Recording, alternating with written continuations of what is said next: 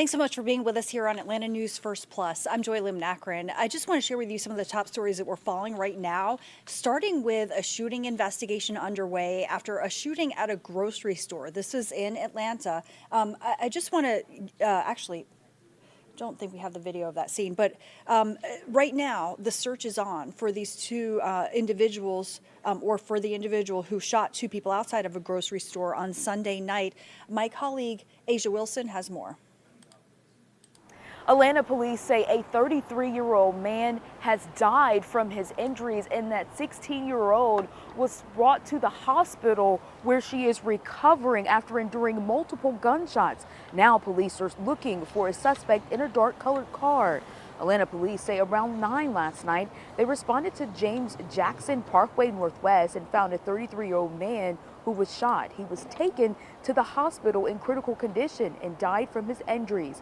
Now, while on scene, officers say they were notified that a 16-year-old girl walked into the Atlanta fire station on Hollywood Road with multiple gunshot wounds. She was brought to the hospital alert, conscious, and breathing. Police say both shootings are a part of the same investigation. Now we're working to get an update on the teen's condition, along with specific details about the suspect police are looking for and that dark colored car. As soon as we learn more information about that, we will make sure that you will be the first to know. From Grady Memorial Hospital, Asia Wilson, Atlanta News First. Thanks so much to Asia for that report.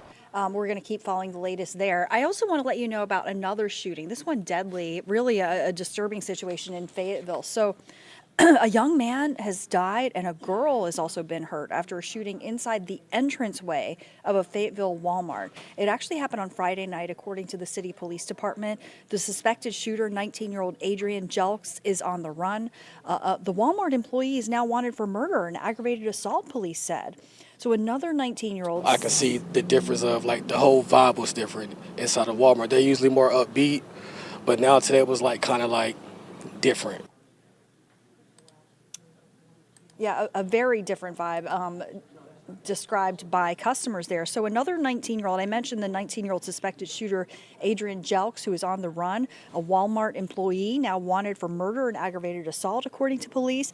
So another 19-year-old, Sandra Romero Nunez, was taken to Fayette County Jail. Police believe that she was a party to the alleged crimes. Fayetteville police said that the double shooting happened in the Fayette Pavilion Shopping Center's Walmart around 10 p.m. on that Friday night, as I mentioned. Ontavious Holton, 19 years old, was taken to the hospital in critical condition, but unfortunately later passed away. A 9-year-old girl was also shot. Thankfully is expected to survive.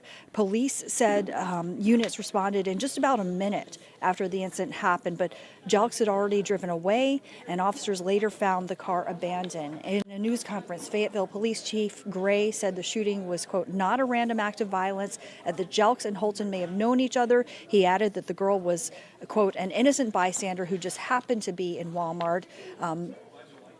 And, you know, that they're appalled that an innocent child is in a Metro Atlanta hospital with a gunshot wound. A Walmart also released a statement on the shooting saying, quote, we're heartbroken by what happened in our Fayetteville store Friday night and extend our sympathies to the loved ones of those involved. We are working with law enforcement to assist them in any way as they investigate. Also want to let you know, if you've been following the latest with the YSL case, we are following the latest as well. But, you know, normally you're able to see it on our special events stream here on Atlanta News First Plus, as you know. But I do want to let you know that YSL is in recess this week. There was a very reluctant witness who was forced to testify at the end of last week, and a really kind of another attempt to connect an indicted rapper to an alleged robbery more than a decade ago. My colleague Rachel Aragon has a look at that. They were asking you questions about 2013, correct? In the YSL RICO trial, a witness whose identity is not being revealed in court returned to the stand Friday. She was asked about an alleged 2013 robbery. It's another crime prosecutors are trying to connect Jeffrey Williams, a.k.a. Young Thug, to. When I told you I wanted to speak with you about something that happened to you in 2013, that you told me I've blocked out that entire time in my life. Yes. Earlier in the day, she told defense attorneys she did not recall reporting an alleged robbery to police. Is it true that you told the police that they robbed you on that day? No, sir. Friday was filled with testimony and time wasted. Promising the jury that we're going to start at a particular time and then us not being ready at that point. The judge sharing his frustration about having the jurors wait an extra hour after the lunch break for the prosecutors to hand over to the defense communication between members of their team and the witness. The judge reminding attorneys these delays should be avoided to push this trial along. And I hate to be that guy, but this is kind of where we are at this point in time. You're supposed to call our jury back at 1:15. You all could have probably at least cut down some of this time by turning this stuff over this morning. Rachel Aragon, Atlanta News First. And when the trial does resume next week, of course, we're going to stream it to you live on Atlanta News First Plus, our secondary stream, our special event stream, and we are bringing you gavel-to-gavel coverage.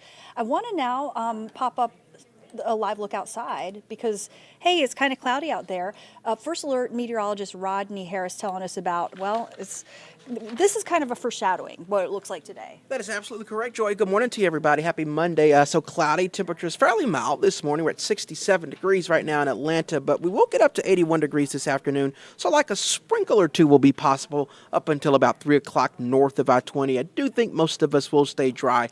And with little peaks of sunshine later on today, I am forecasting 81 degrees. So very similar to what we saw on Easter, but the story will definitely be Tuesday. Tuesday is a first alert weather day with showers and storms moving into metro Atlanta. So I want to walk you through this forecast model to let you know what you can expect. By Tuesday evening at 7 o'clock, we'll have rain, as you can see on the right-hand side of your screen, and some isolated storms moving into northwest Georgia.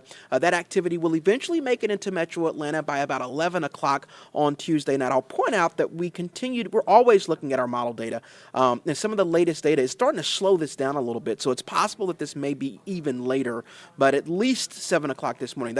Or 7 o'clock Tuesday evening. That's at the earliest. And then those storms moving into metro Atlanta right around 11 o'clock to midnight going into Wednesday morning. So this is mainly an overnight event Tuesday into Wednesday for metro Atlanta. As you can see, by the time you drive to work on Wednesday morning, all of this rain will be out of metro Atlanta. So here's our concern. We do have a severe weather risk for Tuesday night. That highest risk will be in northwest Georgia. It'll be another one of those events where the storms will start out strong as they're moving into the state, and as they move south and east and closer to metro Atlanta, they'll start to weaken. So if you're in Rome, if you're in Dalton, if you're in Summerville, if you're in Adairsville, Cartersville, you'll have the highest risk of some isolated damaging winds as these storms move in.